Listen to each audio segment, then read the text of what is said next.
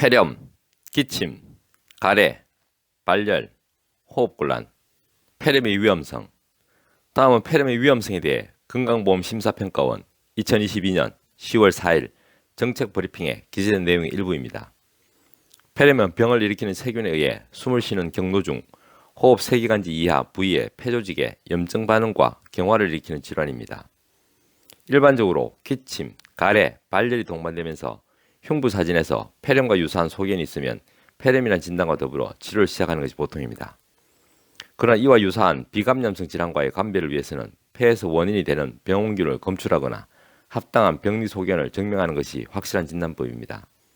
하지만 모든 환자에게서 이와 같은 검사를 할 수 없기에 지금도 경험적인 진단과 치료가 중요한 질환입니다.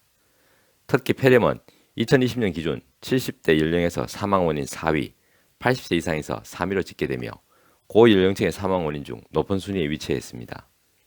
폐렴의 발생 원인, 폐렴의 원인으로는 세균, 바이러스, 곰팡이 등이 있습니다. 드물게는 화학물질이나 구토물과 같은 물질을 흡입함으로써 폐에 염증이 생길 수 있습니다. 요즘은 효과적인 항생제 덕분에 폐렴의 많은 경우가 완치되고 있습니다.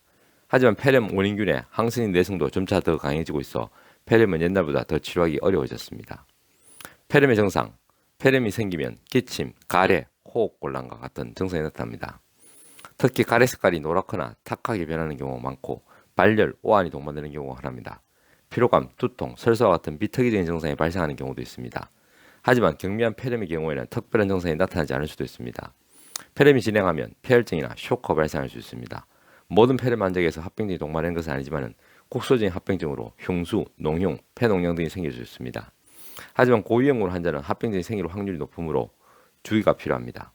폐렴의 정의, 원인, 증상에 대해 간략하게 잘 정리가 되어 있습니다.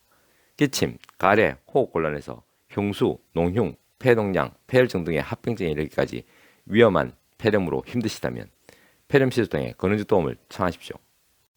한의학은 과학입니다. 한의학은 철학입니다. 건강은 균형입니다. 동양 한의원은 균형입니다.